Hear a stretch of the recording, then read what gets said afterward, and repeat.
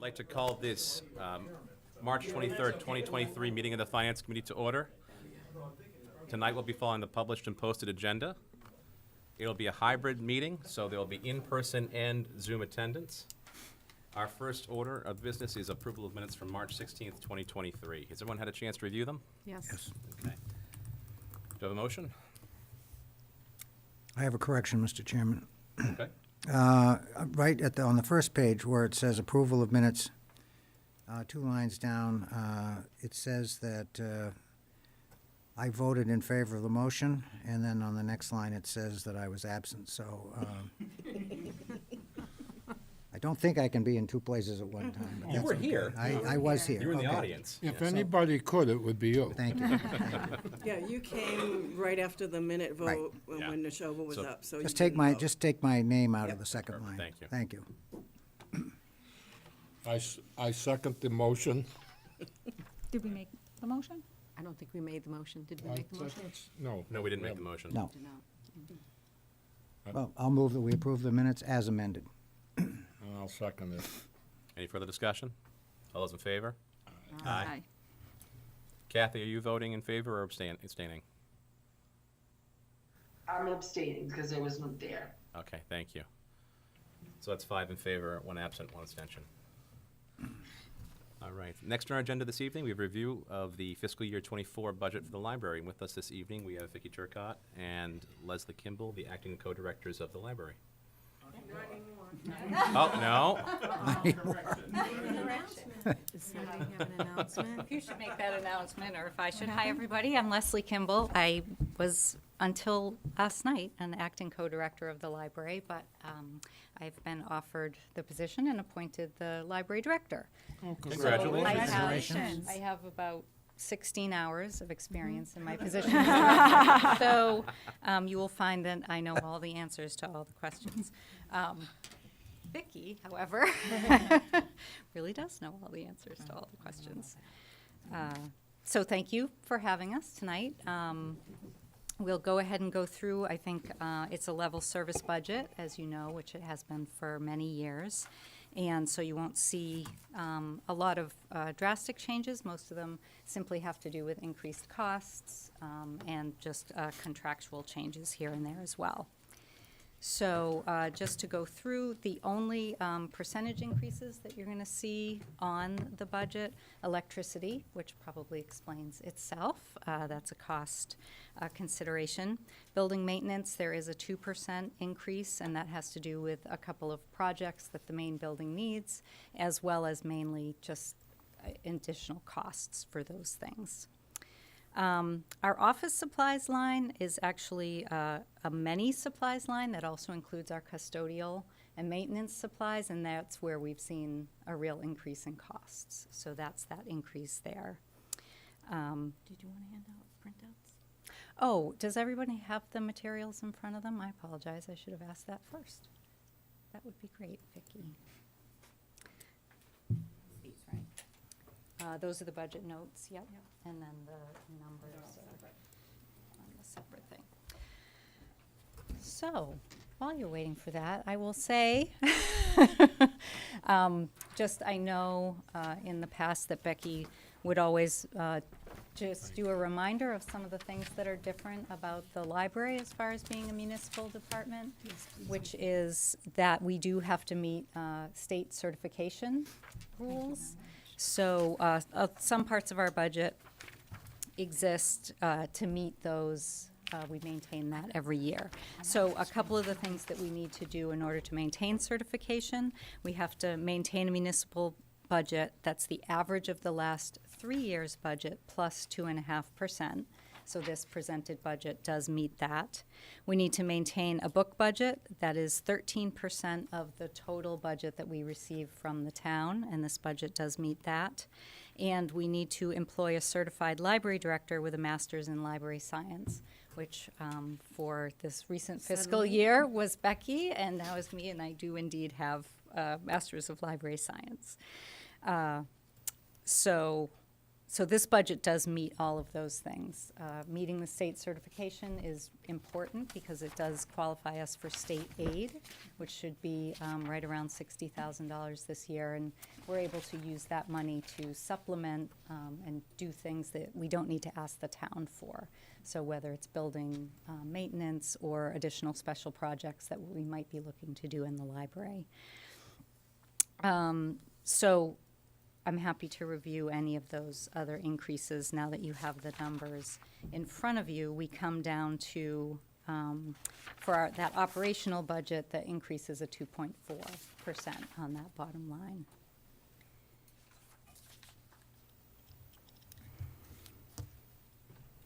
So things that are important to know. I Yeah. just have a couple of questions. Yeah. Just more so on when I look at the prior years, like I'm wondering whether or not there's enough money in this budget. Because No, it sounds like a there lot. isn't. Well, I mean, 'cause okay, I should rephrase the question. 'cause That's all I have. I asked for that answer. Shame on me. Yeah. 2.4% increase is a lot, but it's a small budget, so it sounds like a lot. But for example, office supplies in, I think 19, 20, and 21, they were averaging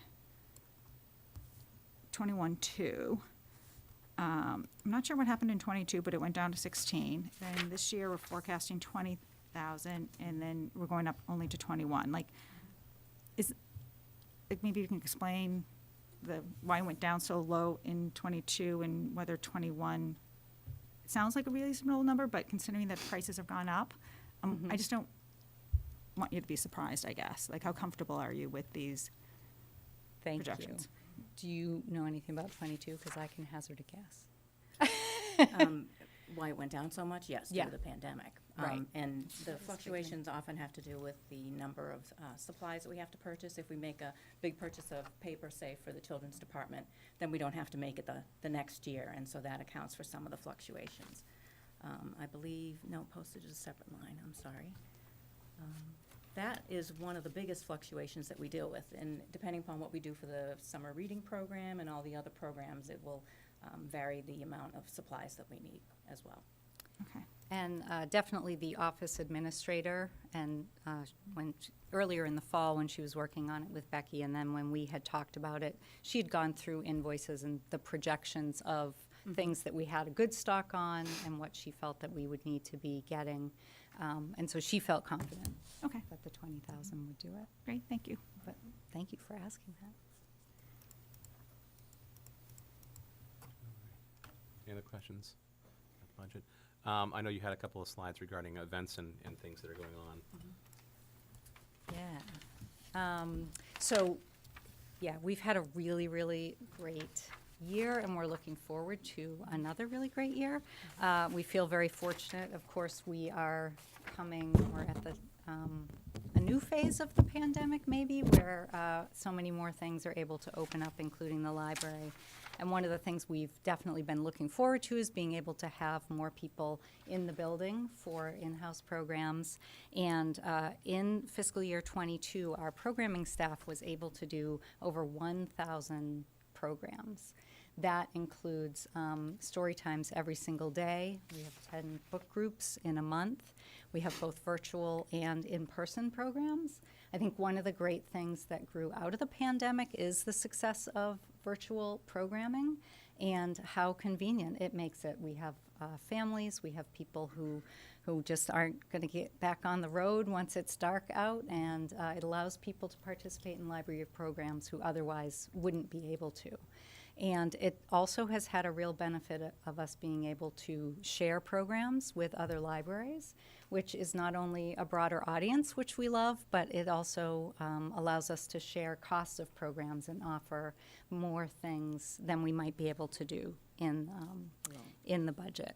So pop-up library, we definitely encourage everybody to check that out once it starts getting out again. We stop at many places in town. We're really excited this year. We're working with the aftercare programs at all the elementary schools, and we're going to be able to go to each one of those during the months while they're still in school. So we're really excited about that. And then some community connections, which is the next slide. Again, oh, they're all separate. There we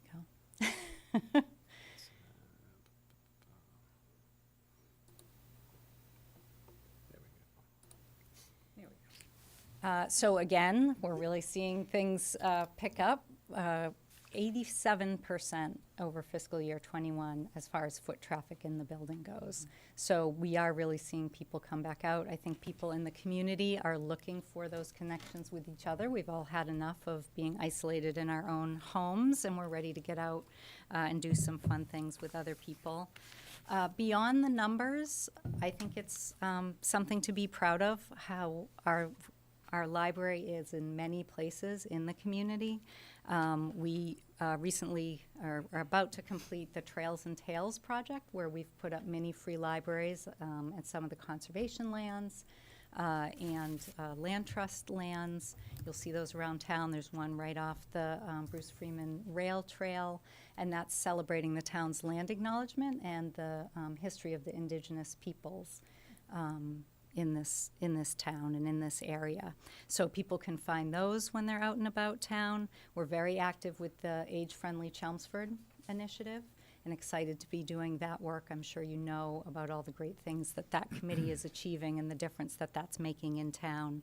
And we've given out thousands of free COVID tests. of COVID tests. It's amazing. The town has been able to distribute those through the library, and that's been a real service in the community. And then two really exciting things that we want to let you know about. The McKay branch in North Chelmsford is on the verge of reopening. We're so excited.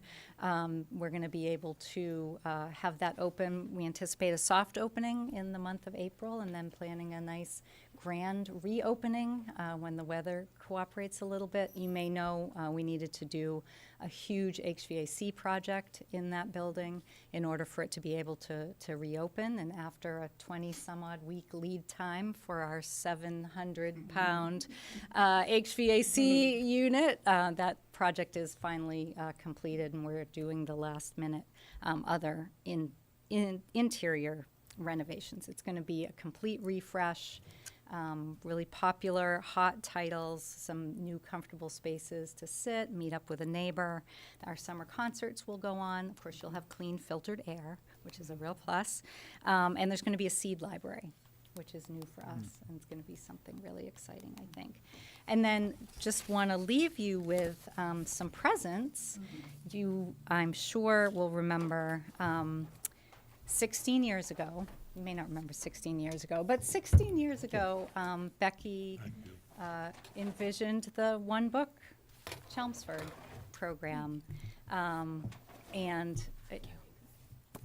encouraging everyone in town to come together, to learn and share and enjoy a collective reading experience. So we're 8,000 copies later.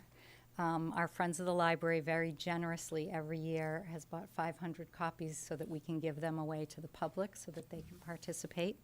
15 famous authors, 16 coming on May 26th, Charlotte McConaughey, and the book Migrations, which I think is going to be a great community read.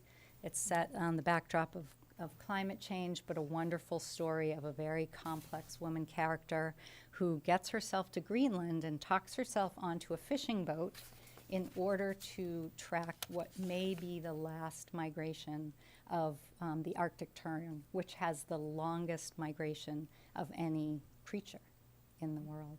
It's an amazing, amazing story. It follows her real migration in kind of finding her life again and getting back together. So we're going to have some great programs. Charlotte McConaughey is going to be visiting us virtually. She lives in Australia, so she won't be with us in person, but we'll get to see her virtually, and we really hope that you'll check out what we have to offer and come by and enjoy the book with us. Thank you very much. Thank you. You're welcome. Do you have any other questions? Thank you for your presentation, and good luck in your position. All right. Moving right along on our agenda this evening, we have a presentation and review of the fiscal year '24 budget for the police department. With us this evening is Chief James Finney. Good evening, members of the committee. Good evening. Good evening. Another year. Here we go. What I'd like to do, as I've done in years past, is give a quick overview of the department goals for the upcoming year. Go over the department structure, how we're set up. I think it's important for the community and beneficial for the community to see how the police department's set up, because it's not often that we talk about that. And then I'll get into the numbers for FY ¡24 as far as the proposal goes, with any significant changes, and we can take any questions, obviously. So we'll start out with our goals and objectives for the next upcoming fiscal year. I'll go through those. Apply community policing strategies and initiatives to prevent crime and focus on quality of life issues. Build on the police department wellness division, which obviously includes our clinician outreach program, mental health and substance use disorder issues. Continue to prioritize department outreach and diversity initiatives, like our police athletic league, our community resource dog program, which has really been the response to that program from last year has been amazing, and the police department youth academy, among many others. And let me just say that we do a ton of outreach all year long, and most of those outreach programs are run by officers volunteering. So in addition to their shift, as well as extra shifts, they volunteer their time away from their families to make sure these community policing outreach programs are run right, and are successful and a benefit to the community. And obviously the reason we do that is to keep the partnership that we have with this community so strong. So I just wanted to really commend the officers and thank them, because without their volunteering and their effort and their passion with these initiatives, it would never be as successful as they are. Continue to work with local and regional partners regarding school and workplace safety issues, and increase the use of social media outlets to inform the public of issues and receive feedback, problem areas in town. Obviously, we use Twitter, Facebook. We also have our own little platform, Tips 411, where someone can send a text into the department anonymously with an issue that they feel needs to be checked on and followed up on. Next slide, please. As far as the staffing of the department, we have 70 total employees. That's obviously myself, 1 deputy chief, 7 lieutenants, 8 sergeants, 37 patrol officers, which includes the detectives, 9 public safety dispatchers, 3 clerical support, 1 licensed clinician, 1 facility maintenance, 1 fleet mechanic employee, and 1 animal control officer. Next slide, please. Breaks the department down into divisions. Again, our sworn officer complement is the same, although we are in a little bit of a flux, because we hire, when we anticipate vacancies, we hire ahead of time, because it takes up to 12 months, in some cases longer, to have an officer fully certified to be able to perform their duties. So when we foresee retirements and whatnot, and on that note, there's additionals expected next year, if not later this year. Working with the town manager, he's given me that authority to hire, to preempt the exits. Otherwise, the department could run, and be ineffective. Division breakdown. The administrative divisions, myself and the deputy chief. The investigative divisions comprised of 1 lieutenant, 1 sergeant, 4 detectives. The traffic and safety division, 1 lieutenant, 2 traffic and safety officers, and the sergeant down at Lowell District Court falls under that division. The wellness division, 1 lieutenant, 3 school resource officers, and the full-time clinician who works in town every day. In addition to that, she has on-call time. So if we need her in a pinch at night or off regular hours, she's available for if someone's in crisis. The patrol division, 38 officers, comprised of 4 lieutenants, 28 patrol officers, and 6 sergeants. Next slide, please. As in years past, this slide is completely not readable. No matter how hard I try, I cannot enlarge those blocks. But basically, to the left is all operations, each shift broken down by lieutenant patrol, who are the shift commanders, sergeant patrol are patrol supervisors. They're out on the road supervising the officers, and then obviously the patrol officers who handle the patrol sectors. The detective division is run similarly. The lieutenant oversees all detective operations. The sergeant is a working detective as well as being a supervisor. The detectives also follow up on cases, and family services fall under one of the detectives, which handles domestic violence, things to do with children, et cetera. The right side is more administrative, vehicle maintenance, custodial services, clerical, community policing, wellness, school resource officers, et cetera. That's a basic, easy way to view the department as it's broken down. So that's my presentation as far as how the department's set up. If there's no questions, I'll go right into the FY24 proposal. For FY23, you can see the number there was 6.9. For FY24, 7,582,927. It's an increase of 637,773. It's about 9%. I'm sure the committee is aware there has been some progress on a new collective bargaining agreement, bringing the sergeants up to the current date. So these numbers are going to be adjusted.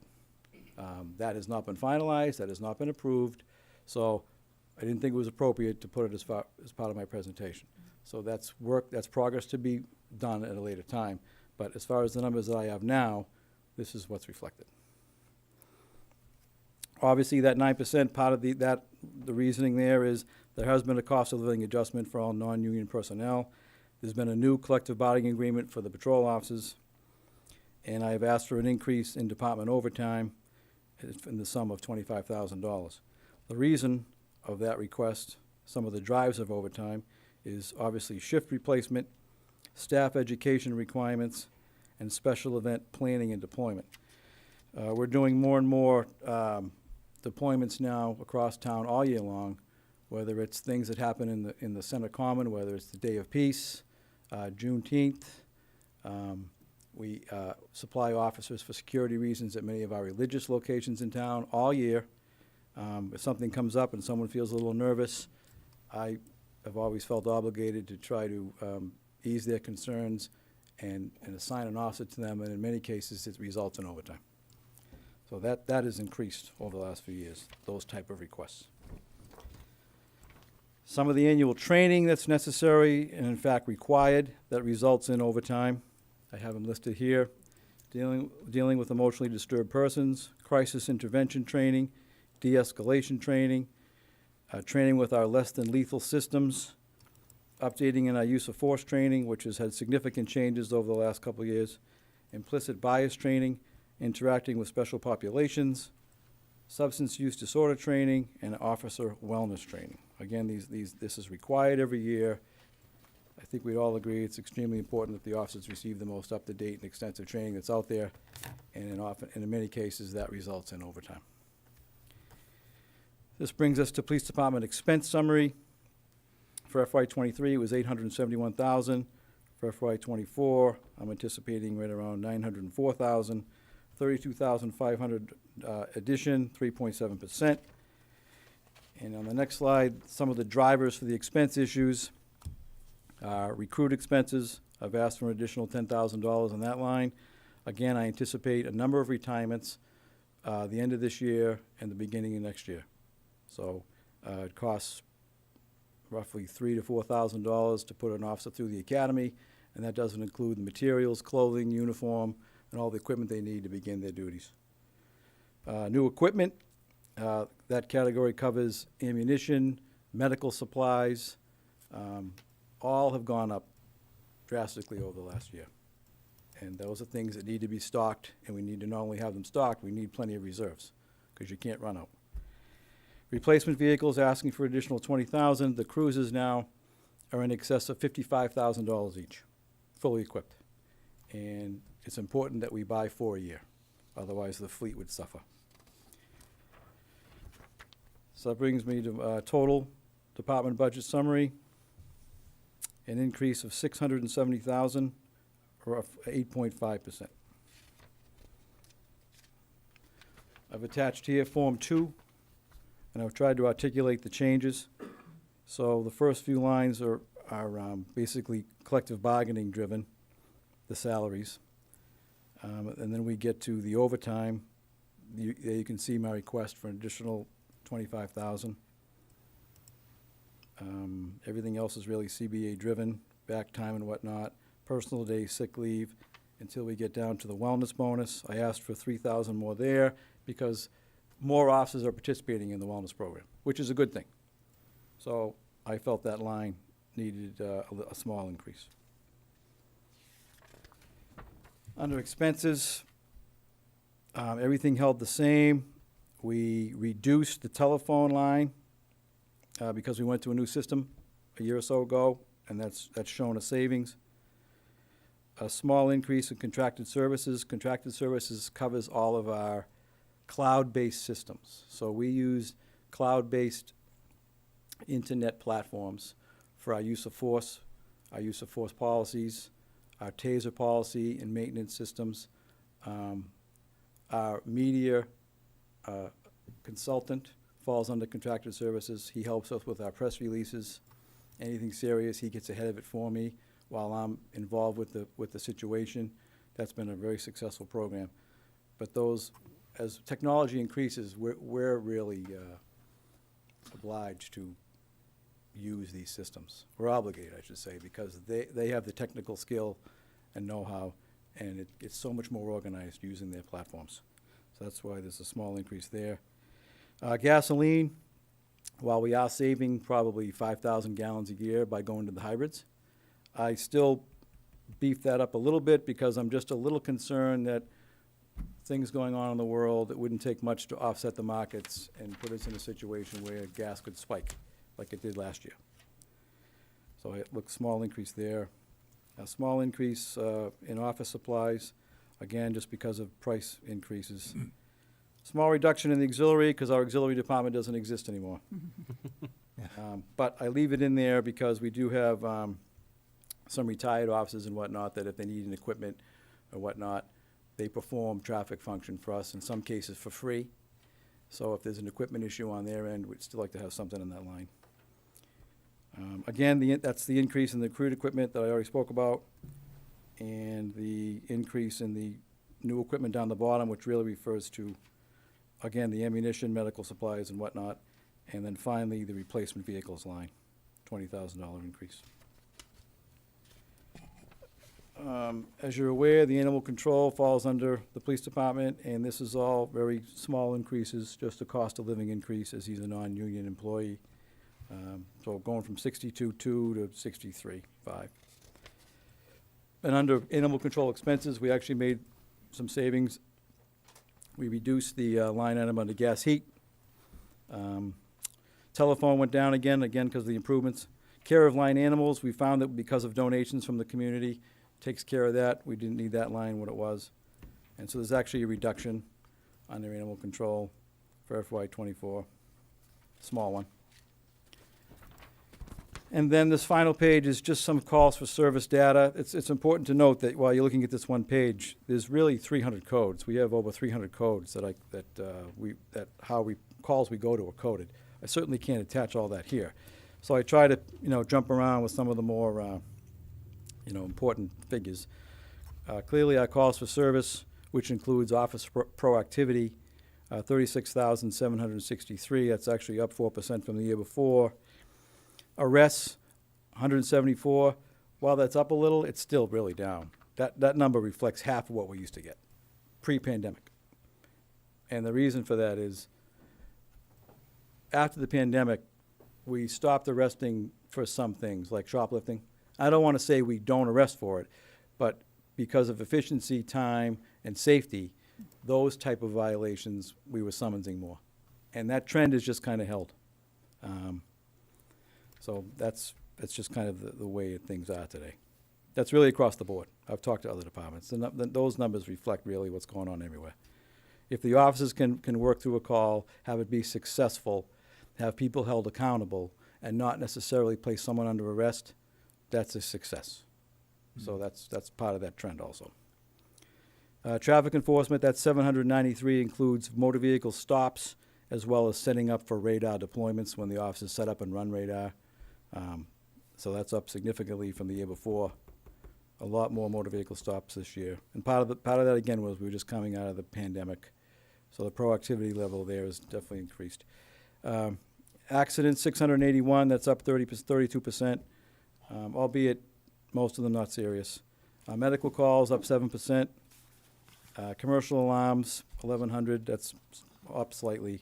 Disturbance calls are actually down from the year before. Again, some the disturbances were up during the pandemic. Domestic disturbances held even. Residential, this is for breaking and entering residentials in commercial properties.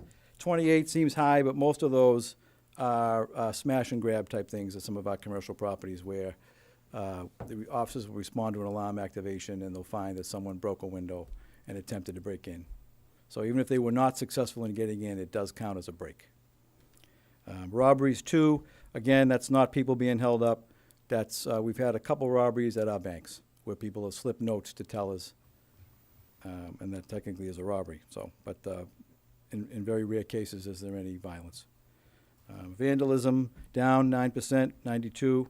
Most of those are mailboxes, again, windows being broken, car windows being broken in an attempted break, things like that. Motor vehicle breaks, on that note, 29, that's up. Motor vehicle thefts, 18, that's up 20%. Opioid overdoses, down, that's good news, down significantly, and we had one fatal, tragically one fatal. But it's much better than we were a few years ago. Fraud crime is down. We really had a high level of fraud during the pandemic with the unemployment scams. In foot patrols, in property checks, 16,224, that's down slightly, but still a very high proactive number. So that's my presentation. I'm glad to take any questions. Thank you. Anybody have any questions? I don't have a question, but congratulations. Oh. And thank you very much. Appreciate that. So for those that don't know watching, yeah, I'm retiring in May. I wasn't going to bring it up, but thank you. You weren't going to get away without it coming Yeah. up. No, Getting so- away with it. No, so, bringing it up, it's been a pleasure serving this community, working with boards such as yourself. I'm probably getting ahead of myself here because I do plan on speaking at a select board meeting, but the team that the town managers put together with the department heads, everybody pulling in the same direction, it's been really a pleasure. Quite frankly, an honor working as part of the team. So I grew up in Chelmsford. Very important to me that when I had the opportunity to come back here, I started in New Hampshire. Always a goal to come back. And it's been very rewarding to be able to serve the community I grew up in. So thank you for bringing it up, and I appreciate that. So, thank you. Thank you very much, Chief. Chief. Thank you.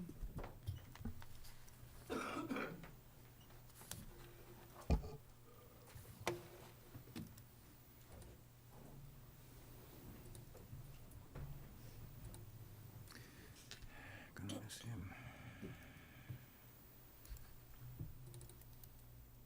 Next on our agenda this evening, we have a review of the fiscal year 24 budget for the Community Preservation Fund. And with us this evening, we have our town accountant, Darlene Lucier, and also the chair of the committee, Linda Prescott. Good evening. Does anybody want, I did print out hard copies if anybody wants hard copies. I'd like one, please, darling. Let's save the printer ink. Yeah, I'll take one too. Thank you. This is just the financials. Thanks. Sure, thank you. Thank you. Thank you.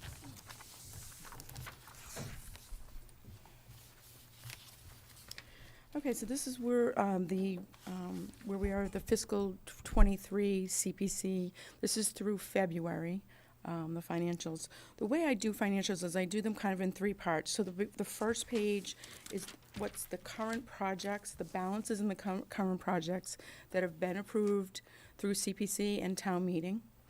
And you'll just see all of, on the left-hand side is all of the current projects, and the balance, the approved budget, and where we've spent through the February 28th. I also have a line in there, some of the projects on there, there's no longer any projects being worked on. They're actually just being on there because there's debt payments. I leave them on there until the debt is paid off. So we leave them on there. So you'll see that some of them, and they're mostly, they're highlighted ones that are the ones that we are just continuing paying debt on. So that would be the Chelmsford Woods, the Warren Pole Farm, the Sheehan Farm, the turf fields. We have the Roberts Field Playground, and we're still paying on the Varney Park. So those are basically what we do every year is we, at town meeting, will appropriate monies to cover the debt payment for those. So I leave those on, and they won't come off until the debt is paid. And there is a line, I actually have a column in there that are just for debt and payment. And I separated them out, from the actual, construction piece of it. So that's the first part. The second piece the second page is the actual revenue that we're receiving. And I have those broken out. We do break them out by year.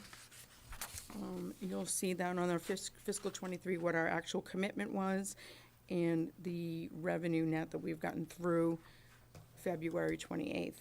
Right now, we're right on target. We're about 72.5% collected of our committed amount.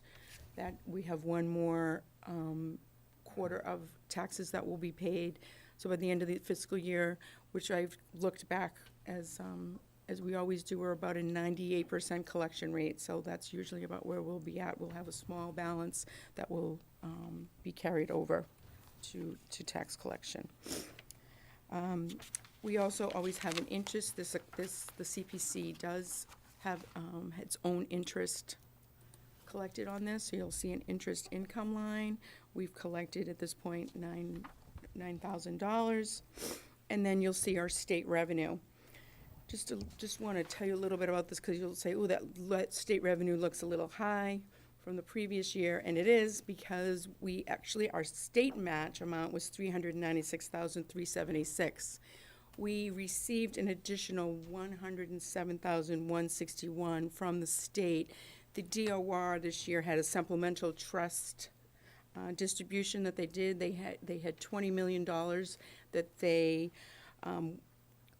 gave out to CPC communities across the community. So we received $107,161 of that $20 million.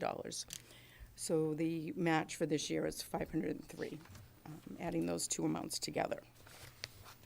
So we're looking well for revenue collections, and having that extra $107,000 definitely will help. The third page is actually the balance sheet. The top three are the where you see carryover balance. Those are the balances on the balance sheet that are reserved for the projects that are already been approved. So those have to stay there. They're basically just the liability of those projects. Then we have the reserve for expenditures. Right now, at this point, we have $700,000 there. And then we have our undesignated fund balance. That's kind of like your free cash, per se. It's still your reserve. To date, we started the fiscal year with 2.6. We're now got $3.4 million in our reserve. That's a very healthy reserve, and we like to see that. If we have some big projects coming up that CPC wants to fund, it's important that we have enough money in that reserve. And also, if the CPC ever if town meeting ever voted to do away with CPC, we still have to pay all the debt. And we have to make sure that we have enough money in the coffer to pay the existing debt that's on there. So it's always important to keep a good, healthy, designate, a free cash balance in there.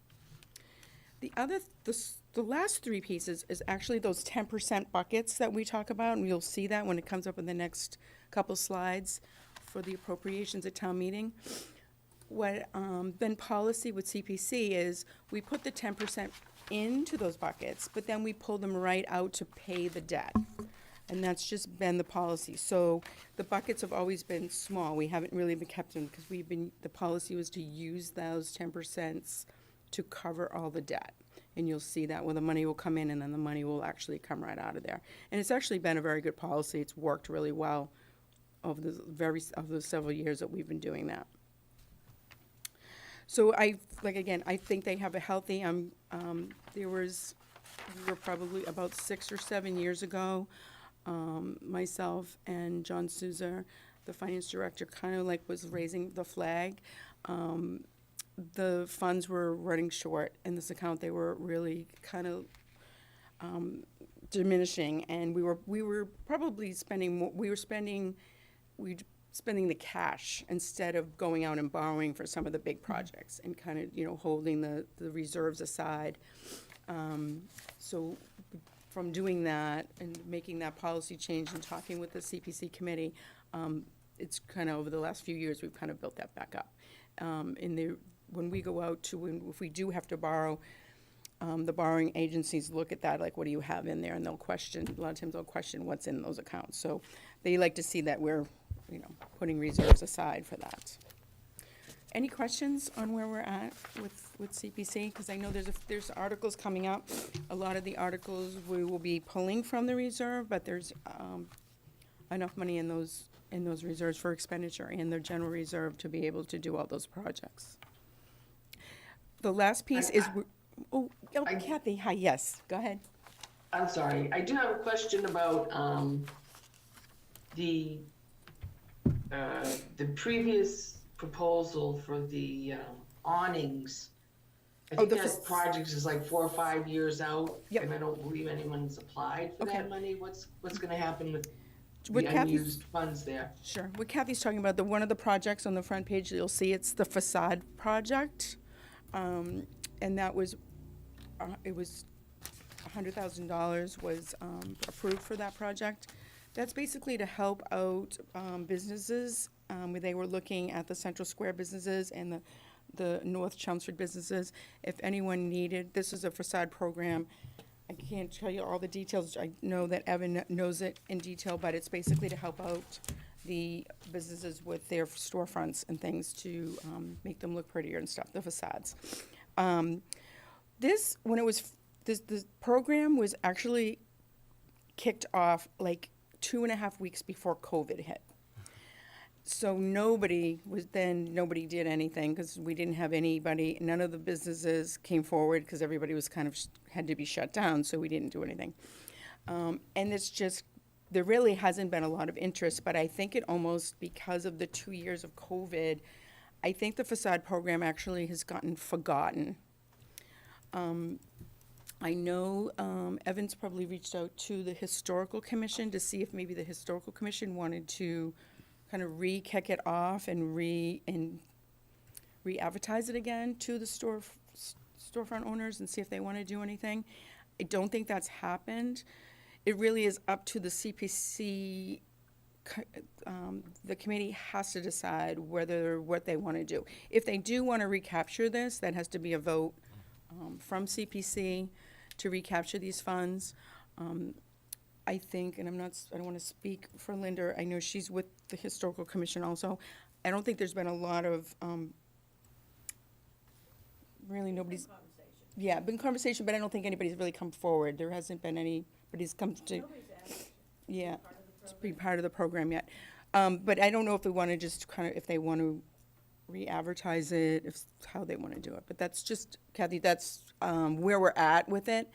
So I think CPC, really the next step, I guess CPC when they meet would, because it's really too late now at this point to go ahead and if they wanted to recapture these funds to put it on this town meeting. But if they want to do it next year, I think CPC would have to go ahead and vote and decide what they want to do. And maybe somebody wants to have a conversation with historical or community development if they want to go ahead and try to kick this off again to the. Thank you, I appreciate that very much. But I would just interject that, in my lone opinion, if after these numerous years no one has indicated any interest, then it would behoove them to recapture that money so it can be utilized for better and more, for other projects. That's my 2 cents on that. Thanks. You're welcome. The second page, the last page that I do have on there is, it's always good to see where we are with the existing debt with CPC. And this is the debt schedule for community preservation. You can see as as we move along the year, some of the projects, we only have this last year's, the last year for the Sheehan Farm. We have out till 28 for the athletic fields, the turf fields. Chelmsford Woods is out to 29. The Varney Park will finish in 25. So you can just see how the debt, as we go out, is diminishing. So that's also a good thing too, in case there's another big project that comes in that they want to borrow for. There's enough room for debt in there to go ahead and borrow some more for another project as it diminishes down.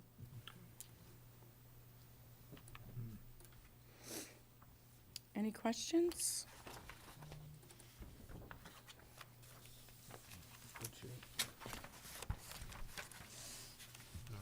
Seeing none, I think we can go right ahead on our agenda to review the warrant articles from the CPC, and we have quite a few this year. There's quite a few of them, yes. I could speak to, I don't know all the backstory to all of them. We can kind of go through them. These I can definitely speak to. These is the financials. So this is the, would be the upcoming 24 budget. We'll be appropriating $133,535. Again, these will be the 10% that go into those 10% budgets. You'll also see that when we get down to the debt payment, we'll be using those to pay off the debt. And then we always put in the $50,000, and that's for administrative costs to pay for the coalition dues and other smaller things that actually the CPC can just vote on themselves, that don't have to be going to town meeting, just small administrative things.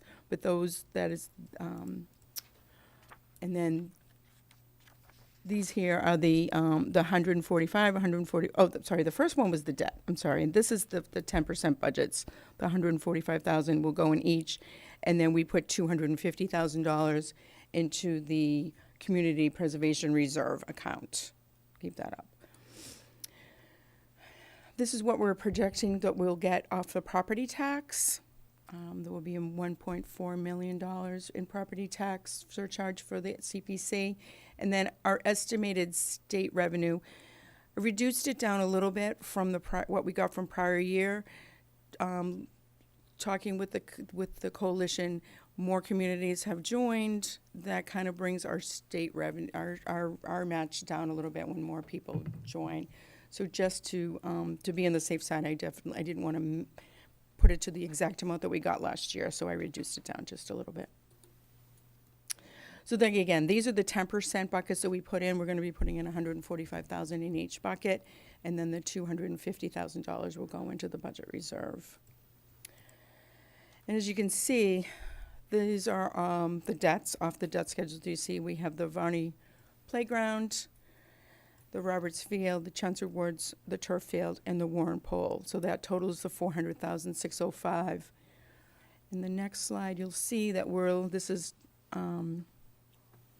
sorry. You can go back to that. What we'll be doing is we're going to be taking those $145,000 each, and then some reserve money, and these are on the front screen to make sure that we have for the debt. On the front, I think it was the first slide was the next one right there. Those are the amounts that we're going to be pulling. The $133,535 will be pulling from the debt, and then these are the 10%. Any questions on that warrant article? That's just basically they're going to be for the 24 budget for CPC. Article 23, the Community Preservation Fund Conservation Land Acquisition for Wilson Lane. This is, yes. So I don't have a lot. Do you want to, you have slides on this? We have slides, don't we? It's the next slide. Mm-hmm. Right. So this is a parcel that's down off of Wilson Lane that they're looking to acquire. It's to, they own other pieces of property, so this will add to the conservation land that's already. I think they're able to access from down by the railroad tracks. They can, yeah, but it comes down Wilson Lane. But they can also access it down off of Meadowbrook.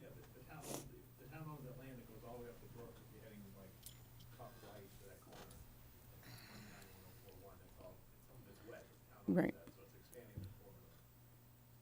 Okay, does that, does it connect the two there?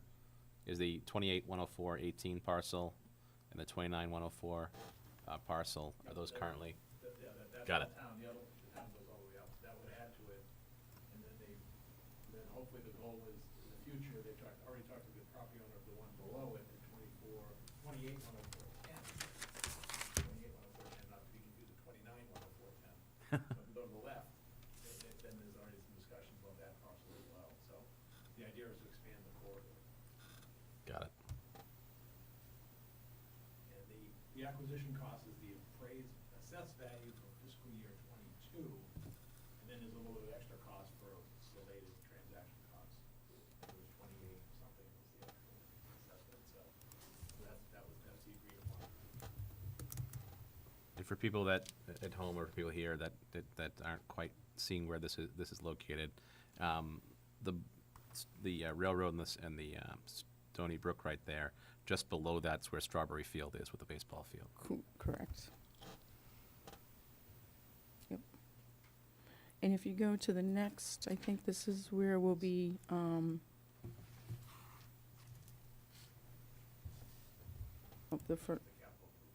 This is so this is Article 24, Community Preservation Fund Capital Improvements on the conservation land, looking for $50,000 from the general reserve. mhm.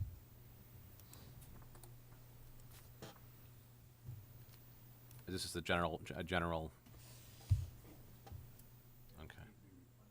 Yeah. Article 26, Community Preservation Fund, Historic Records Preservation. Right, and that's from the town clerk. Again, she's gonna be doing some more preservation of the historical records in the books that she has, in those vaults, and this has been kind of an ongoing project that she's been doing. We've been seeing this almost every year she's been coming. They are doing a great job with preserving all of those books. Look amazing when they come back. It's a long project. It takes a long time to do these books. It's amazing what they have to do with the bindings and stuff, as you see how bad those bindings are. And it's very intricate work that they send them out to Northeast Restoration does them, and it's amazing what they do and how they can digitize them and then bind back up some of these books that are very important for the historic. Including records of taxes back in 1726. And you can see some of these are the ones that have been, they've just been restored to that, and it's just amazing. They look so beautiful. Article 27, the Community Preservation Fund for the Highland Playground Equipment. Yep, this is, they're going to be doing a new playground up at the Highland, I don't know if the old Highland School up in North Chelmsford, if anybody's familiar with that school up there. They're gonna be doing a nice playground, putting in new equipment there. So this is, The current existing conditions there. yep.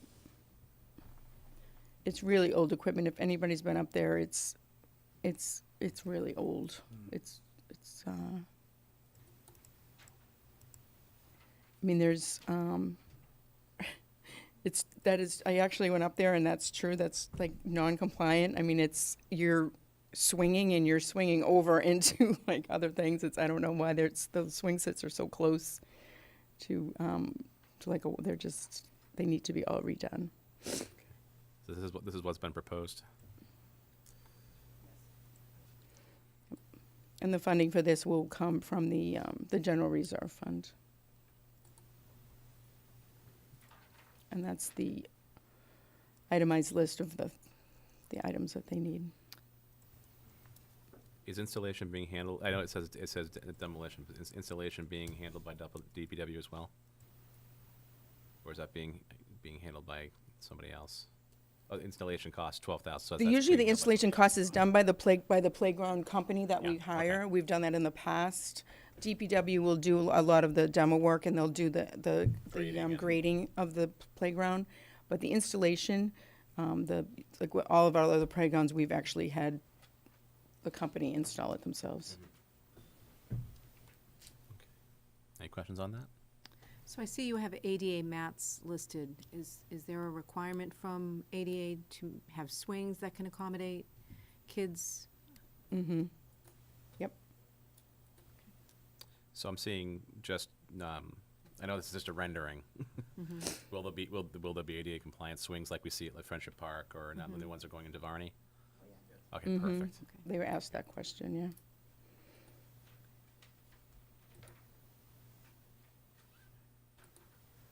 All right.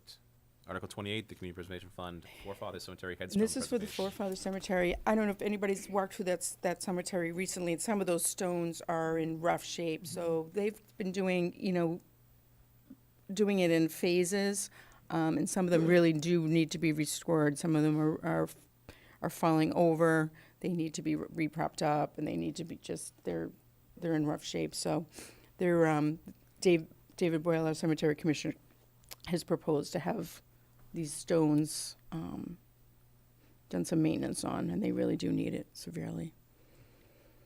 Is this a sampling or are these the actual ones that are going to be done? I think those are the actual. These are the ones that are going to be done? Okay. Yeah, he took pictures of the ones that have.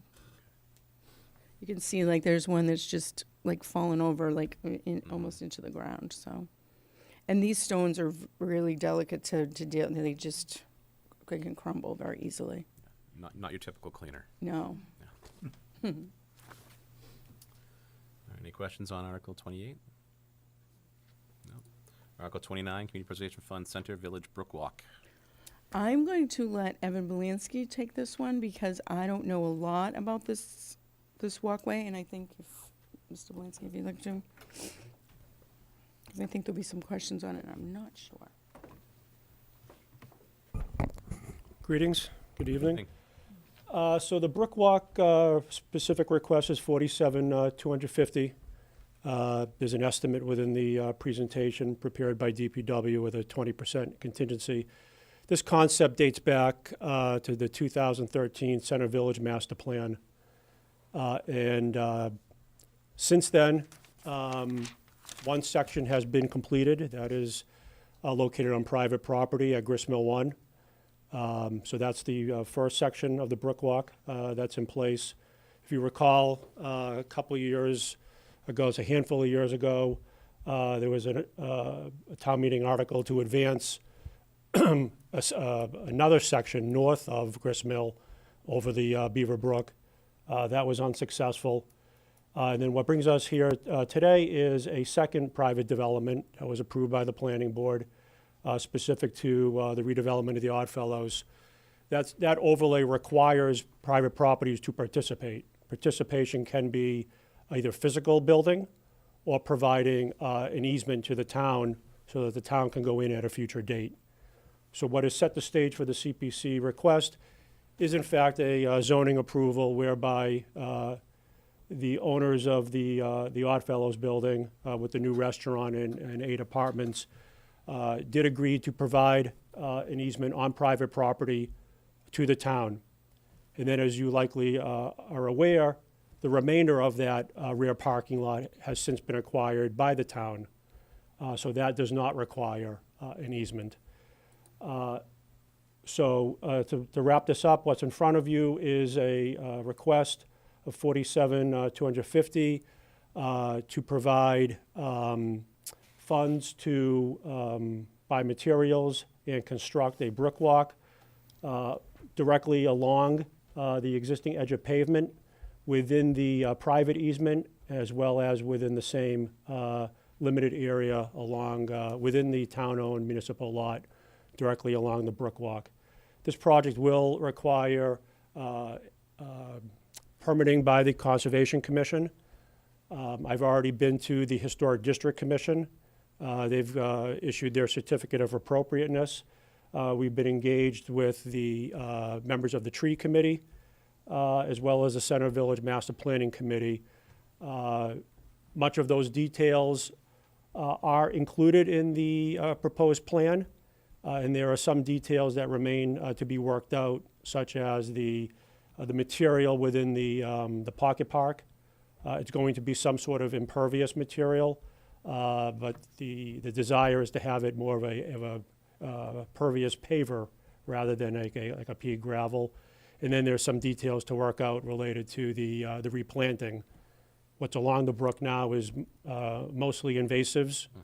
The restoration will be a wetland-appropriate restoration mix.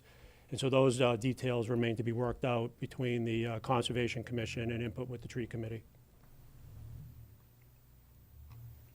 Could I ask a question? Certainly. What is the distance of the walkway? Am I reading, like, what is from beginning to end, what is the distance of the walkway? I don't know if we've measured it, but probably no more than 2 football fields, probably no more than 600 feet, Okay. And if that. so it goes along the water, but not over it? Correct. Yeah, that portion of the brook is canaled, so it has brick walls. So it's within close proximity between the edge of pavement and the top of the canal wall. Starts at the back of the Oddfellows rear of their building and goes down to the existing rear right-hand corner of the municipal parking lot. Yeah, thank you.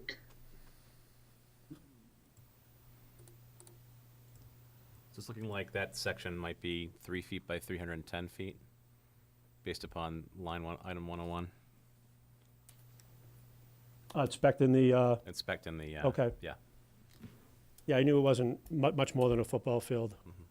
Yeah, well, I just wasn't sure if that's, I saw that 310, but I wasn't sure if that's, I was curious about that. Thank you. It looks like to me, Kathy, it looks like that's the length of the area that's going to be cleared. It doesn't include the entire brook walk. So the entire brook walk may in fact be the length that Evan, that you mentioned, but the area that we're dealing with in this particular article is the area that's back behind the old Oddfellows building along the now municipal parking area.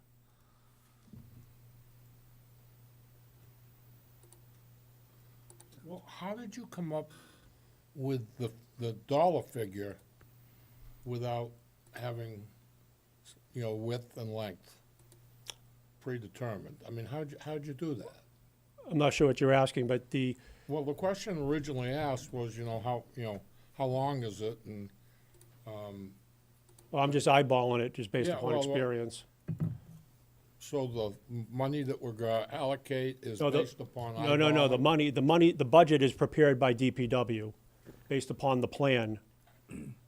When I was asked what was the length, Okay. it didn't dawn on me that it was, that level of detail was spec'd out. Yeah, I was guesstimating. Yeah. Now, Dave, if you look at the plan, the draft plan, and the plan here in the presentation, that's up on the screens in here, you'll see that the area that's being worked on is the area along the brook, along the parking area behind the old Oddfellows building, and this final spec table lists the length of the clearing area plus the additional items such as the tree protection, earth excavation, all the way through, and includes a contingency for increase in inflation. Okay, thanks. Is there going to be lighting along that path and benches for people to sit? There will be no new lighting. There's several existing lights within the parking lot. And as part of a site visit, we talked about maybe adjusting those a little bit. I think one may be missing a light fixture as well. The only bench that's envisioned is down at the Pocket Park. There'll be limited, there won't be a lot of, there won't be, other than a bench, there likely won't be much more. It's not intended to be an area for congregating. It's fairly small in nature. I think it's 3 or 4 parking spaces at its largest. But it's envisioned that area could be cleaned up, so to speak, kind of more manicured than what it is now, and be a useful gathering spot for someone who want to take a walk down there. Okay, thank you. And just for clarity purposes, Evan, the Pocket Park is at the back half of the. Correct. Okay, thank you. Correct. And then what I've failed to mention, because it's been asked, well, this is an isolated segment. So the vision back in 2013, which is still an initiative the town's pursuing, is to have it connect from north of Gristmill 1 up at the waterfall on Beaver Brook off the bike path, come down through the center, include this segment, and then this segment would connect out through the marsh behind Summer Street.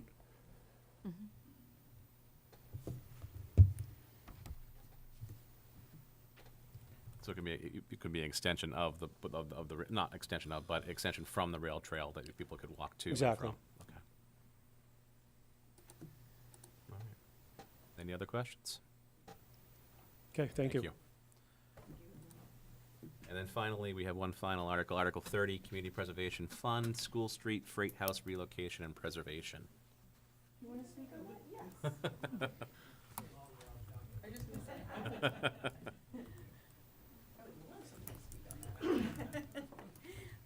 Good evening, Linda. Good evening. This article actually came to us by recommendation from several town meeting members. And they have been watching this building, which is on School Street, deteriorate over the years. And lots of people remember it when it was a train store. That's the kind of the warm fuzzies people have. So we finally were able to reach out to or actually get an answer from the company that owns the line now, which is CSX. And they finally have said, yep, you can have the freight house. I'm not sure where exactly the negotiations are, except that, yes, they can have the freight house. They're making plans to move it. And what these costs are to move it. They will restore it on their property, and that will be their bill. So at this point, what they plan to do actually is to drop the sides and put it on a flatbed and transport it to the Garrison House. Yep. And they're going to have to leave some stuff behind, and it's really structurally in very good shape. They were very surprised when they had their specialist in to look at it. The Garrison House has wonderful plans for this building. A lot, it will be a fun building to visit, and it will host a lot of Chelmsford history also, along with the railroad. So that's what they're asking. Any questions? So the money that's proposed here is just for the transportation from It's that site to? It is to actually drop it down, all the on-site work, and then to move it to the Garrison House. And they're actually planning to move it in the middle of the night to avoid traffic issues. Yeah. By cover of darkness. Yeah, that's not the first time that's happened in town. So that's basically what it is. Okay. And then the restoration will be handled by whom? The Garrison House The itself. Garrison House itself. Yeah. Yeah, once it gets on the property. They're really good with restoring their old buildings. If anybody has been in Hilljock and has seen how that's gone, they do a great job. They get it done right away because they want to be able to use it. Okay, And they do a lot of work themselves. great. Yeah. Okay, Any other questions? All right, thank you very much. you're welcome.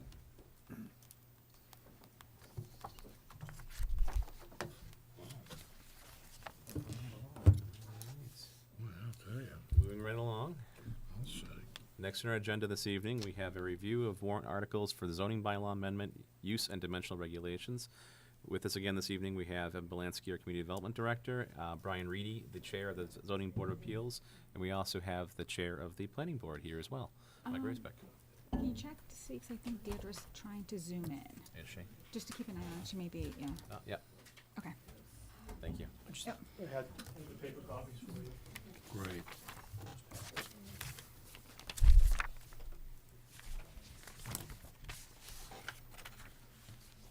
Thank you.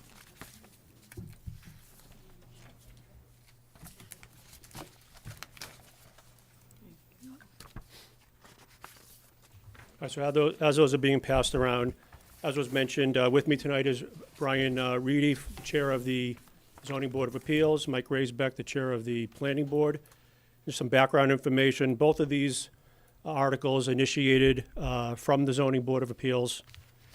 And since then, the Zoning Board has voted unanimously on both. And the Planning Board voted unanimously on number 19, and a vote of 5-2 on Article 20. So we'll start with Article 19. This one's fairly straightforward. So this was last in front of Finance Committee and Town Meeting back in 2019, at which time we inserted the historical dimensional table. Unfortunately, subsection 2, which was in the bylaws for quite some time, was inadvertently deleted as part of that process. So that section 2 provides some fairly important related information. One, it's consistent with the State Zoning Act related to the laws pertaining to pre-existing non-conforming situations. Specifically, it's only applicable to 1- and 2-family building permits that cannot be permitted, issued by right by the building commissioner. Section 2 specifies that a special permit from the Zoning Board of Appeals is applicable when the building commissioner cannot issue by right, and therefore by default does not trigger a variance. So since the deletion in 2019, stakeholders such as myself, other staff members, ZBA members, attorneys, abutters, and property owners have been confused, and there's been inconsistencies related to the process simply because Section 2 was inadvertently deleted. So what the zoning board is interested in doing, and town council concurred, was that the best approach was to simply readopt, would provide clear procedural guidelines so that people don't forget, and essentially when that provision was deleted and we have changes in staff and changes in board members and so forth, there's a tendency to forget what that provision was intended to do. So that's the summary for Article 19. Any questions on that? Any questions? So Article 20 is a bit more involved, but pretty straightforward at its core. So what I'd like to just start off by saying is, like most zoning articles, it can be confusing and complicated. So as you know, I do try to provide some additional technical information, go a little bit into the details, so that people have an understanding as to what's being proposed. And for this particular article, I would encourage you to keep in mind that this article is about existing single and 2-family related to homeowners, existing taxpayers, and families. It is not intended for the development community. So Article 20 is specific to Section 195.9 of the zoning bylaw. It is, again, specific to single and 2-family dwellings. This article would increase the protection for pre-existing non-conforming structures, meaning they have to be existing. That's the whole point of pre-existing, is that the structure and the use is existing. Legally, it further defines what the Zoning Board of Appeals has to find substantially more detrimental standard per Section 195.8. That's the legal threshold that these proposed conditions would be applied to. This would provide opportunities for the zoning board to grant zoning flexibility using a special permit rather than a variance. Specifically, it would expand existing special permits for front, side, and rear setbacks. It would create a new special permit for maximum building coverage. Maximum building coverage speaks to the footprint of all buildings, which are houses, garages, and sheds. It would also create a new special permit related to floor area ratio. Floor area ratio is the gross square feet of all buildings with a floor-to-ceiling height greater than, not less than 7 feet. Dimensional flexibility is needed based upon, the first one, this zoning has been in place since 1963. Based upon research that Nancy Arroway, a member of the planning board, has provided over the years, 80% of single and 2-family lots are significantly undersized. This has created an unintended and artificial mathematical cap on the size of a structure. Some of the specifics, all the lots within your RA zoning district are undersized. 60,000 square feet is what's required. Within the RB zoning district, 62% are non-compliant. And within the RC, which is 2-family, 73% are non-compliant. Variances are extremely difficult to legally obtain. It needs to meet a very specific legal hardship that the zoning board is required to find, as opposed to a special permit, which does not require a hardship and has a lower threshold. The other reason that this is critically needed at this point is recent trends related to pre and post-COVID, related to homeowners looking to add a limited accessory apartment, and our zoning bylaw allows up to 750 square feet for those. In addition to age-friendly themes, work-from-home themes, growing families that want to add garages to their house, and most importantly, the trend in Chelmsford is that they choose to stay rather than buy a new home for the purpose of expansion or to leave the community because they're looking for a bigger home. We're finding that many Chelmsford residents, again, due to these trends, whether it's financial or because they love their neighborhood or love their town, are choosing to stay in their current house, and they want to expand. As it relates to lot coverage and FAR, most suburban towns do not regulate building coverage and floor area ratio for single and two-family residentials.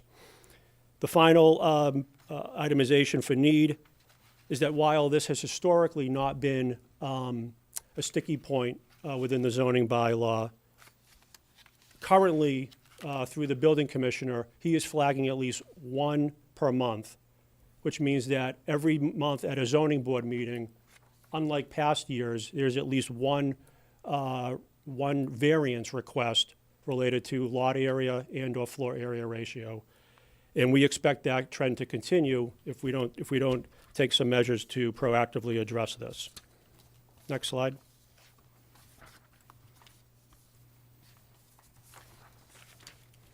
So the specifics related to the amendments. Section B1 is an existing provision. What's proposed is to clarify the applicability so that it is related to conforming situations per the dimensional table. Section 2 is the new special permit provision, where up to 20% increase of the historic, the sliding historic district, the sliding historic setback table within 195.8 for pre-existing non-conforming situations. So that would give the zoning board the ability to increase those historically reduced setbacks by an additional 20%. That comes into play, for example, in the Westlands. Subsection 3 is also a new special permit provision related to maximum building coverage, which specifically would allow an increase up to 40% within the RB zoning district. Mathematically, that's an increase from 15% to 21% for single families and up to 30% for two families. For example, in the RC, maximum building coverage is currently 20%, and a 30% increase would bring that up to 26%. This is specific to pre-existing non-conforming situations. Subsection 4 is also a new special permit provision related to floor area ratio. The zoning board is proposing this to be applied on a case-by-case basis. There's no cap, there's no threshold. This is based upon the dimensional table. Currently in the RA, it's a 0.15, in the RB it's a 0.2, and in the RC zoning district it's a 0.25. Again, this is only for pre-existing non-conforming situations. And the final bullet on this was a recommendation by town council indicating specifically that 3 and 4, the new special permits, shall not apply to any scenario where there are multiple principal structures on one lot. Next slide. So this information has been presented to both boards and through the planning board public hearing process. I want to bring your attention primarily to any lot that is 20,000 square feet and less. Particularly if you look at RC two-family, 15,000 square feet and 10,000 square feet for purposes of building coverage. And then if you go down to the next segment, existing floor area ratio, and you look at RB, if you had a lot at 10,000 square feet, at a .20 floor area ratio, mathematically, you can get a total gross square footage of 2,000 square feet. Similarly, for RC, if you had a two-family on 15,000 square feet at .25 FAR, you get 3,750. And then the other constraining scenario is the RC at 10,000 square feet at .25, brings you to 2,500 square feet. And then I have some 4 points of context, just to give you some pretty typical scenarios as to how this would play out. And if you combine the constraints related to max building coverage and floor area ratio, you can see how if you have lots that are 10,000 or 15,000 square feet, you have a mathematical no-go situation. And so the message here that the zoning board deliberated on is, does the town and the zoning board in particular want to be in the position of telling a homeowner, you have no legal option? You can apply for a variance, but it's unlikely that we're going to be able to grant it. And so the zoning board, I think their messages, and Brian can speak to this, is they want to give themselves and the homeowners, the property owners, the ability to at least come in and have a conversation via a special permit. The last two handouts, which I gave you this evening, it's not part of the PowerPoint. First one is an example. These are real-world examples. The first one is a single family that is currently in front of the zoning board. It's been continued since January of this year. This is a 10,720 square foot home on Rainbow Ave, an existing single family. And what you can see here is they want to put an addition on. The addition includes a garage and an in-law. Their existing gross floor area is 2,500. The proposed addition is 1,008 square feet for a total of 3,500 square feet. That's a 32% FAR.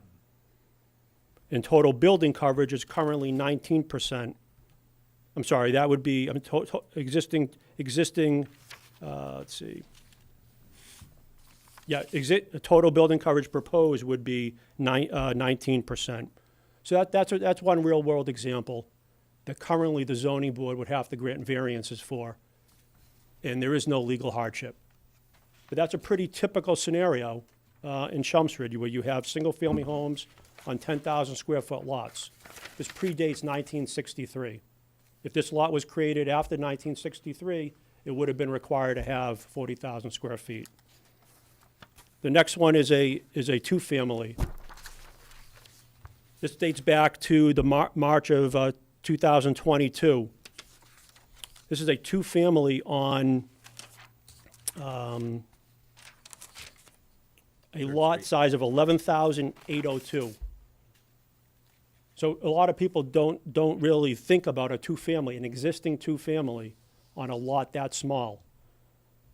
And as you can see here, in this particular case, the owner rents these out, and he wants to modernize.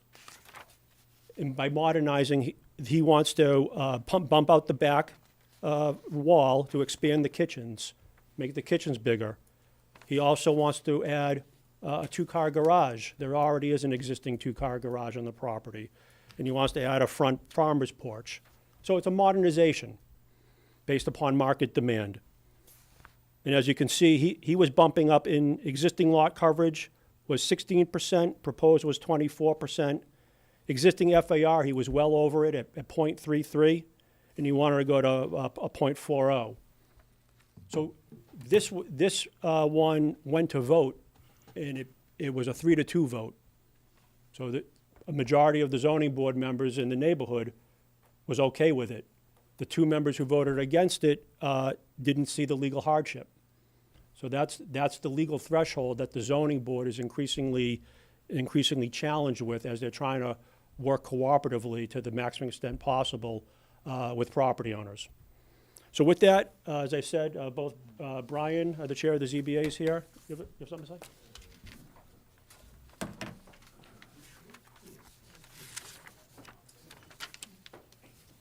Good evening, Mr. Chairman, members of the board.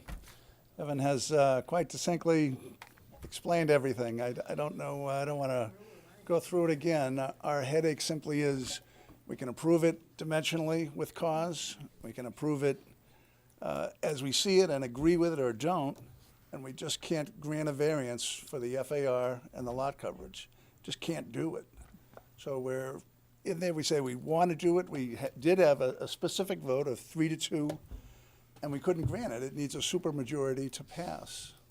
So what I personally thought and others thought was, a majority thought was acceptable, was denied because we couldn't come to agreement on granting a variance as opposed to a special permit. It's frustrating, and there's just no answer for it either. It goes through the process. You get to have neighborhood input. You get to have discussion. You get police, fire, safety, and you find it to be suitable, but you just can't approve it without it being in violation of the law. So our hands are tied. Can I ask a couple questions? Oh, absolutely.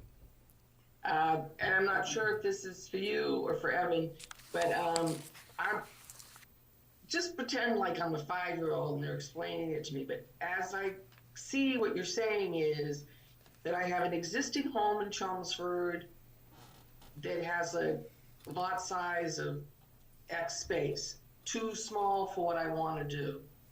And then there are rules by what percentage of my current square footage that I can expand it upon?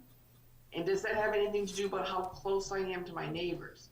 I mean, I don't want to inhibit people from Chelmsford to be able to improve their property in their home, but is that going to impede the value of the person beside you? I mean, are you going to be seeing, is the property being expanded going to be so close to your neighbors that you're going to be able to see what they're having for dinner?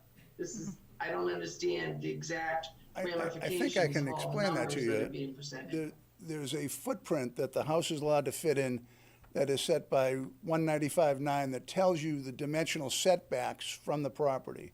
You can be 10 or 25 or 40, depending on the lot, away from that property line. That will not change at all. Those dimensions are still enforced and required. What happens is your lot is so small that your house can fit in the envelope that's granted by right, but it can't fit with the FAR or the lot coverage. So you can't be any closer to your neighbor than is allowed now. That won't change. Front, side, and rear setbacks will not change. But what changes is the size of it that can fit in that envelope would be more appropriate to what is typically built. So for example, if I had a ranch on a 10,000 square foot and that was allowed, but I couldn't double it because I would hit the FAR percentage, and this would allow me to now add a second floor so I could expand my space, but my setbacks haven't gone. In essence, but you are allowed to do that No, if you go up without any change in the footprint. But it is the example, it's just not straight up. It's not straight up, so I can add an addition and maybe add a little garage, but my setbacks are still okay. Right, you still can't get any closer to your neighbor than you could today. If you, let's just say you did a 10 by 10 addition and didn't affect the FAR or the lot coverage, that would be just fine to do. But if you want to do 2 stories, now you've affected the FAR or the lot coverage, and then it becomes a problem. Do we know why we regulate FAR in our town? It's been on the books since '63, so just- I don't know, anyone maybe might could Every time tell I us, see it, I don't know. cringe. And it's just, zoning is a jigsaw puzzle, and it's almost constantly adjusted, and once one thing does, unintended or intended consequences change things, so you try to adjust it so it fits your needs. But this is something we can't get around without asking for relief.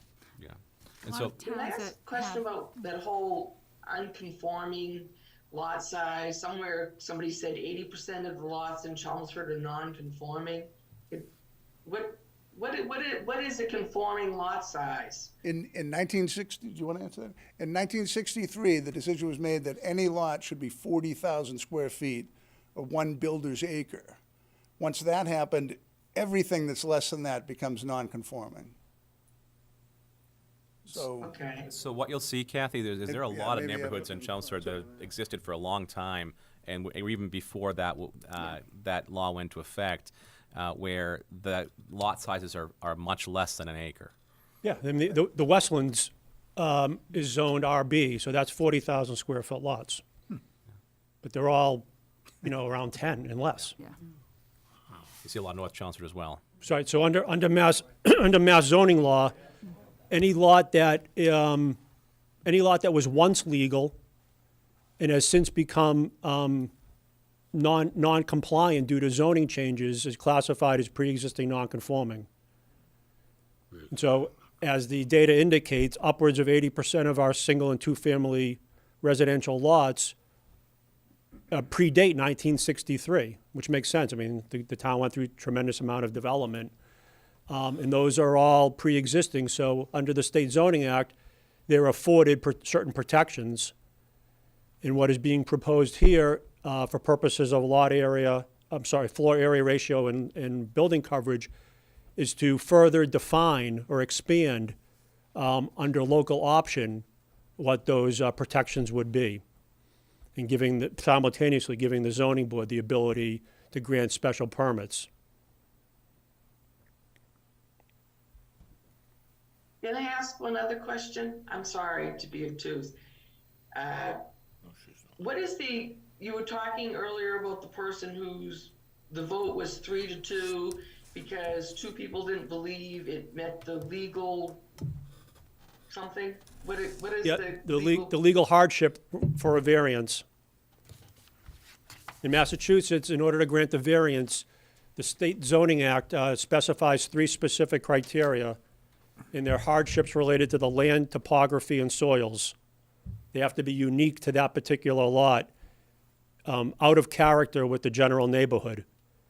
And at face value, most lots in Chelmsford that have an existing single-family or two-family, there's nothing uniquely particular about soil, shape, or topography.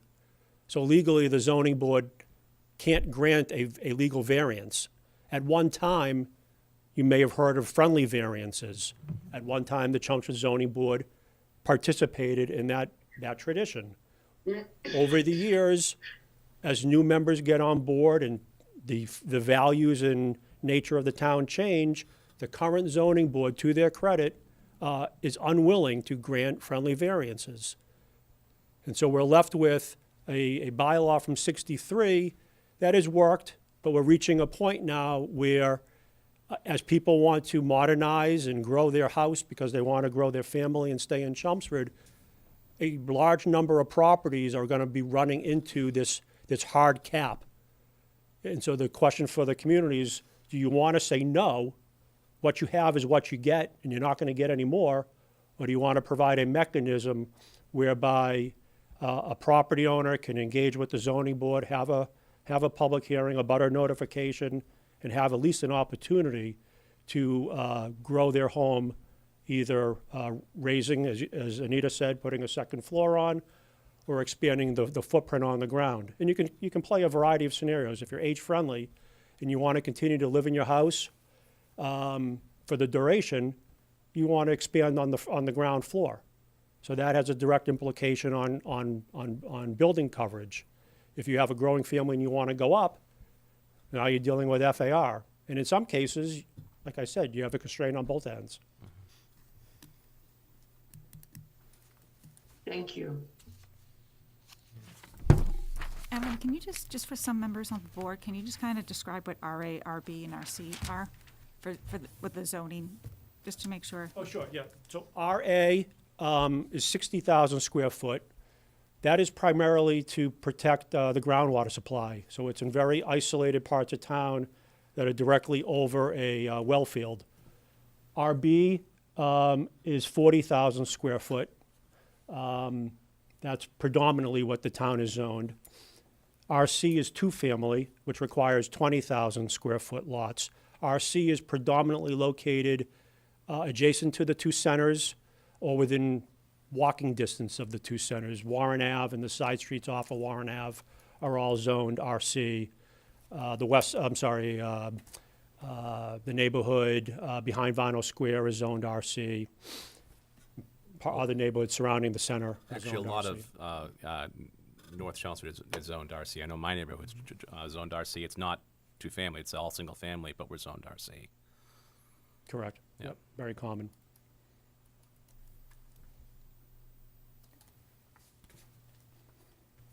Any other questions?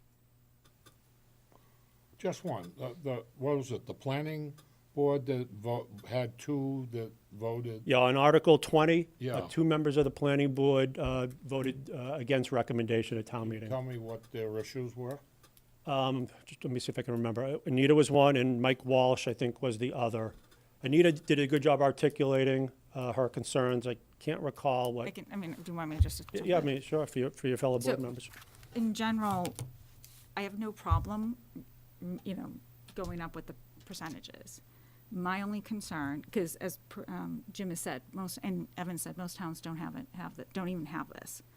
However, if you look into their zoning, it's mostly on, where they don't have it is in RB, like single-family home.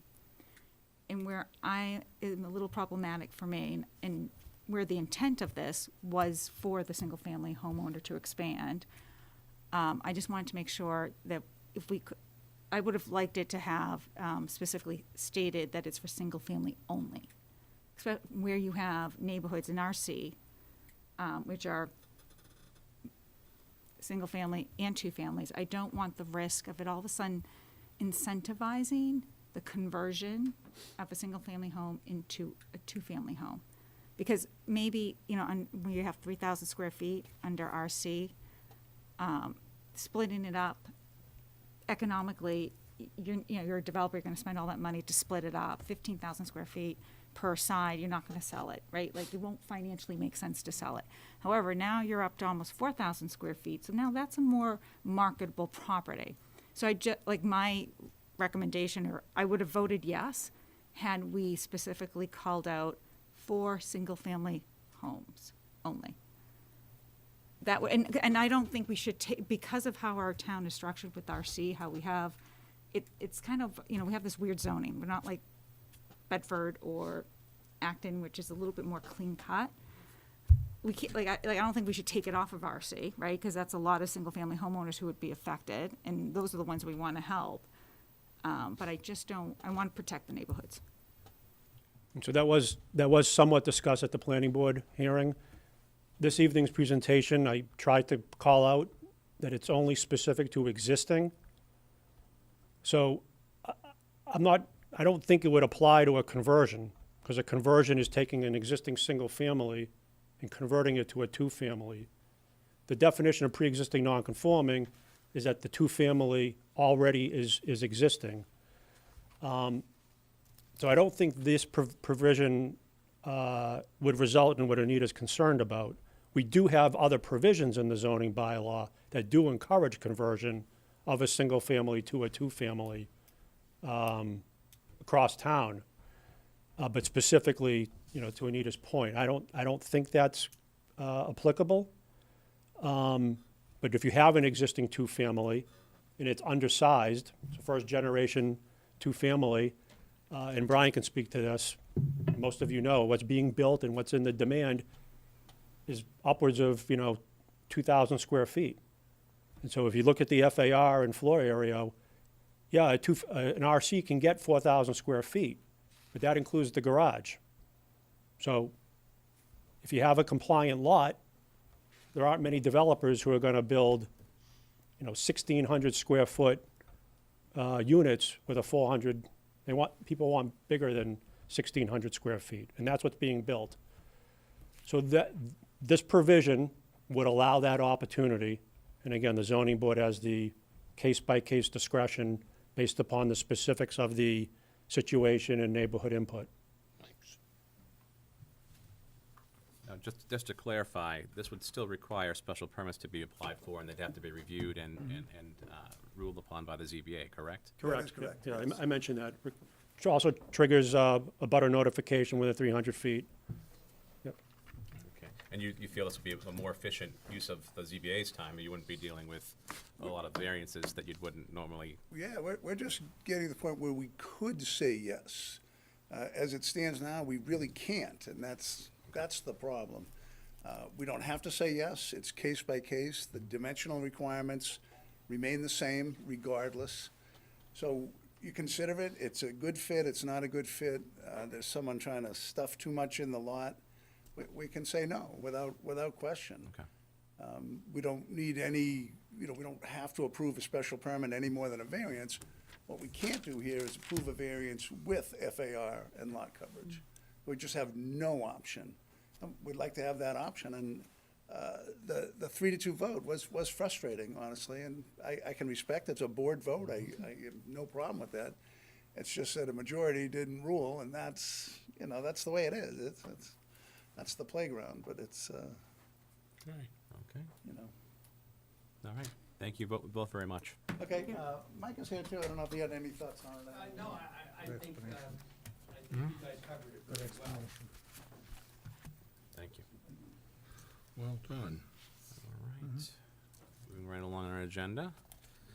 We finished our review of the warrant articles. Let's discuss the budget hearing and springtime meeting warrant article schedule. So we have one meeting left that we're going to vote at next week, the 30th. So we'll go through the budget and all the warrant articles related to this springtime meeting. As we do always, we'll provide public comment before and after we proceed with the vote. And usually we call upon Paul and John at various times to aid in any descriptions we might need as we're going through and reviewing the articles. But as far as the votes should all be completed next week. There should be no issues with getting through that. After that, if we have split votes on any of the articles, as I do always, I ask people that have voted one way or the other to provide me with their rationale typed up so we can add to the chair letter and get the book together and off to Pam in a timely fashion so that she can compile, have us review, and then get it both to the town hall and off to the printers in time for town meeting at the end of the first Monday, the last Monday in April. So that's what we're looking for coming up. Do we have any public comment? We do actually have a public tonight, technically. There is no press. We have no press questions. I'll entertain a motion to adjourn. So moved. Second. All those in favor? Aye. Thank you. See you next week.